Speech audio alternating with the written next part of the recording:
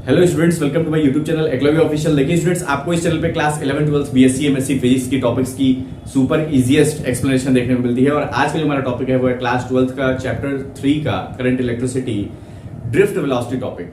देखिए students, drift velocity में हमें क्या सीखना है। तो ड्रिफ्ट वेलोसिटी का मतलब होता है ऐसी वेलोसिटी जो जिगजैग पाथ पे लगती है, जो टेढ़ा मेढ़ा वेलोसिटी होती है, जो किसी ऑब्जेक्ट की टेढ़ी मेढ़ी गति होती है, चाल होती है, उसी को ड्रिफ्ट वेलोसिटी का नाम दिया गया है। मतलब वो सीधा नहीं चल सकता है ना। तो जो ड्रिफ्ट वेलोसिटी है ये हम कैसे समझेंगे। तो ड्रिफ्ट वेलोसिटी को समझने के लिए हम यहाँ एज्यूम करते हैं, कंसीडर करते हैं कि हमारे पास एक कंडक्टर है। अब ये कोई कंडक्टर है तो इसमें क्या होंगे, फ्री इलेक्ट्रॉन्स होंगे। तो फ्री इलेक्ट्रॉन्स हमने यहाँ पे इस तरीके से कंसीडर कर लिया। अब यहाँ पे हमने बैटरी लगा रखा है। तो अगर यहाँ पे बैटरी है कंडक्टर के अंदर तो होगा क्या, जैसे ही बैटरी लगाएंगे यहाँ पे इलेक्ट्रिक फील्ड प्रोड्यूस होगा। इलेक्ट्रिक फील्ड का जो डायरेक्शन होता है वो पॉजिटिव टू निगेटिव होता है। तो इलेक्ट्रिक फील्ड का जो डायरेक्शन होगा वो पॉजिटिव टू निगेटिव होगा। अब ये इलेक्ट्रॉन क्या होगा, इलेक्ट्रॉन के पास कौन सी चार्ज होती है, निगेटिव चार्ज होती है। तो ये पॉजिटिव टर्मिनल इस इलेक्ट्रॉन को अपनी तरफ अट्रैक्ट करेगा, है ना। तो यहां से इलेक्ट्रॉन इस पॉजिटिव टर्मिनल की तरफ अट्रैक्ट करेगा। तो ये क्या है, ये चार्ज है ना। तो इलेक्ट्रिक फील्ड में जब भी चार्ज आता है तो उसके ऊपर इलेक्ट्रोस्टैटिक फोर्स लगता है। इलेक्ट्रिक फील्ड में जब भी चार्ज आता है तो उसके ऊपर इलेक्ट्रोस्टैटिक फोर्स लगता है। वो जो इलेक्ट्रोस्टैटिक फोर्स होता है वो क्या होता है, F बराबर Q इंटू ई, सॉरी E, इस तरीके से हम लिखेंगे F बराबर Q इंटू ई। तो ये जो E है ये इलेक्ट्रिक फील्ड है, ये Q क्या है, चार्ज है, और ये F क्या है, हमारा इलेक्ट्रोस्टैटिक फोर्स है। तो ये जो हमारा चार्ज है, चार्ज के रूप में यहाँ पे कौन सा कंपोनेंट है, तो यहाँ पे इलेक्ट्रॉन है। तो यहाँ पे हम लिख सकते हैं F बराबर माइनस ई इंटू ई। ये E क्या है, हमारा इलेक्ट्रॉनिक चार्ज, कैपिटल E क्या है, हमारी इलेक्ट्रिक फील्ड, F क्या है, हमारा इलेक्ट्रोस्टैटिक फोर्स जो उसके ऊपर लग रहा है। ये निगेटिव साइन क्या डिनोट कर रहा है, निगेटिव साइन ये डिनोट कर रहा है कि जिस डायरेक्शन में इलेक्ट्रिक फील्ड है, इलेक्ट्रॉन की डायरेक्शन जस्ट उसके अपोजिट है। क्योंकि इलेक्ट्रॉन क्या होगा, इसके पास निगेटिव चार्ज है, इस पॉजिटिव टर्मिनल से ये अट्रैक्ट होगा। तो इलेक्ट्रॉन का जो डायरेक्शन होगा वो इस साइड में होगा और इलेक्ट्रिक फील्ड का डायरेक्शन उस साइड में होगा। तो जस्ट आपस में एक दूसरे के अपोजिट है। तो निगेटिव ये डायरेक्शन अपोजिट डायरेक्शन को शो कर रहा है। यहां पे अगर हम देखें, अगर हम मान लेते हैं कि इलेक्ट्रॉन यहां से मोशन करना शुरू करता है, इससे अट्रैक्टेड होता है, तो होता क्या है कि जब इलेक्ट्रॉन यहां से यहां जाएगा तो होता क्या है कि जैसे ही थोड़ा डिस्टेंस ये ट्रेवल करेगा, ये किसी एटम या किसी इलेक्ट्रॉन से टकरा जाएगा। तो टकरा करके अपना स्पीड और डायरेक्शन दोनों बदल लेगा। फिर क्या होगा, फिर इस पॉइंट पे आएगा तो फिर इसको कौन अट्रैक्ट करेगा, ये पॉजिटिव टर्मिनल। तो फिर इसी डायरेक्शन में ये अपना मोशन करने लगेगा, इस डायरेक्शन में। फिर यहां पे आकर के किसी एटम या इलेक्ट्रॉन से टकरा जाएगा, फिर इसका डायरेक्शन और स्पीड दोनों चेंज हो जाएगी। फिर क्या होगा, फिर यहां से ये पॉजिटिव टर्मिनल इसको फिर अट्रैक्ट कर रहा है, पॉजिटिव टर्मिनल लगातार उसको अट्रैक्ट कर ही रहा है, ठीक है। तो फिर ये इस डायरेक्शन में जाना चाहेगा, फिर यहां पे जाकर किसी एटम या इलेक्ट्रॉन से टकरा जाएगा, तो फिर इसका जो है डायरेक्शन और स्पीड दोनों चेंज हो जाएगी, फिर इससे ये अट्रैक्ट होगा। तो इस तरीके से आप देख सकते हैं इलेक्ट्रॉन लगातार इधर अट्रैक्ट हो रहा है। तो बीच में जब भी कोई एटम या इलेक्ट्रॉन आ जा रहा है तो उसे टकरा करके उसकी डायरेक्शन और स्पीड दोनों चेंज हो जा रही है। तो क्या चेंज हो रही है, स्पीड एंड डायरेक्शन दोनों चेंज हो जा रही है ना। तो ये जो जिगजैग पाथ आपको दिखाई दे रहा है ना, टेढ़े मेढ़े जो पाथ आपको दिखाई दे रहा है जिसपे इलेक्ट्रॉन ट्रेवल कर रहा है, यानी इलेक्ट्रॉन जो है सीधी डायरेक्शन में, स्ट्रेट डायरेक्शन में नहीं चल पा रहा है, ये टेढ़े मेढ़े पाथ आपको यहाँ पे दिखाई दे रहे हैं यहाँ पे। तो क्या सभी की वेलोसिटी एक जैसी होगी, नहीं, सभी की वेलोसिटी एक जैसी नहीं होगी। यहां से आगे चला तो कुछ वेलोसिटी से चलेगा v1, यहां से आगे चला तो कुछ वेलोसिटी से चलेगा, यहां से चला तो कुछ वेलोसिटी से चलेगा। तो एक v1 मान लिया, v2 मान लिया, v3 मान लिया, v4 मान लिया, इस तरीके से हम मान सकते हैं। मतलब अलग अलग वेलोसिटी से चल रहा है। तो यहाँ पे एग्जैक्ट वेलोसिटी की डिटर्मिनेशन हम नहीं कर पा रहे हैं। तो जब एग्जैक्ट वेलोसिटी की डिटर्मिनेशन हम नहीं कर पाते हैं, हर जगह हर अलग अलग टाइम पे अलग अलग वेलोसिटी हमको देखने को मिलती है, तो वहां पे वेलोसिटी का एक नया नाम आ जाता है जिसको हम कहते हैं ड्रिफ्ट वेलोसिटी। ठीक है, इसको हम ड्रिफ्ट वेलोसिटी बोलते हैं। तो ड्रिफ्ट वेलोसिटी को हम डिनोट करते हैं वीडी से। तो यहां पे देखिए साफ साफ लिखा हुआ है average velocity of free electron inside the conductor. Conductor के अंदर जो एवरेज वेलोसिटी होती है इलेक्ट्रॉन्स की कंडक्टर के अंदर, उसी को हम ड्रिफ्ट वेलोसिटी बोलते हैं, है ना।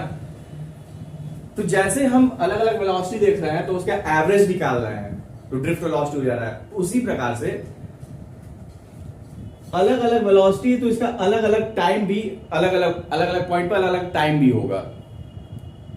तो वो average time between two successive collisions, दो सक्सेसिव कोलिजन्स के बीच में जो एवरेज टाइम होता है उसका भी एक नया नाम होता है, क्योंकि अब अलग अलग वेलोसिटी है, अलग अलग बार बार ये कोलाइड कर रहा है एक दूसरे से, तो टाइम भी तो अलग अलग लग रहा होगा, टाइम भी अलग अलग आ रहा होगा। तो दो सक्सेसिव कोलिजन्स के बीच में लगने वाला जो एवरेज टाइम होता है उसका भी एक नाम है, उसका नाम होता है रिलैक्सेशन टाइम। क्या होता है? रिलैक्सेशन टाइम होता है। इसको हम इस तरीके से लिखते हैं, रिलैक्सेशन टाइम बोलते हैं, जिसको हम टाउ से डिनोट करते हैं। आ रही बात समझ में? तो इसको हम रिलैक्सेशन टाइम बोलते हैं, जिसको हम टाउ से डिनोट करते हैं। अब हमको किसका एक्सप्रेशन निकालना है? अब हमको निकालना है ड्रिफ्ट वेलोसिटी वीडी का एक्सप्रेशन। तो हम दो कंपोनेंट से निकालेंगे। पहला कंपोनेंट क्या होगा, हम न्यूटन सेकंड लॉ से एक्सेलरेशन कैसे लिखते हैं। भाई अगर ये वेलोसिटी अचीव करा विद रिस्पेक्ट टू टाइम, भाई टाइम भी लग रहा है उसमें, कुछ एवरेज वेलोसिटी भी है, तो velocity with respect to time उसको एक्सेलरेशन बोलते हैं। तो एक्सेलरेशन दो तरीके से लिखेंगे, दो कंपोनेंट में।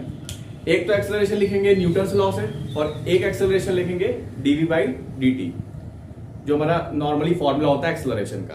तो देखिए दोनों कंपोनेंट हम देखते हैं यहाँ पे। न्यूटन्स लॉ से अगर हम लिखें तो F बराबर क्या होता है, ma होता है। तो a की अगर वैल्यू निकाले तो F/m होगी। यहां से F की वैल्यू जानते हैं, इसको उठा करके यहां पुट करें अगर, तो a = -e/m हो जाएगा। इसको इक्वेशन नंबर, इसको 1 कर दीजिए, इसको 2 कर देते हैं। ठीक है, अब एक एक्सेलरेशन हम किसे जानते हैं, देखिए एक एक्सेलरेशन जो होता है a = ΔV/Δt होता है ना।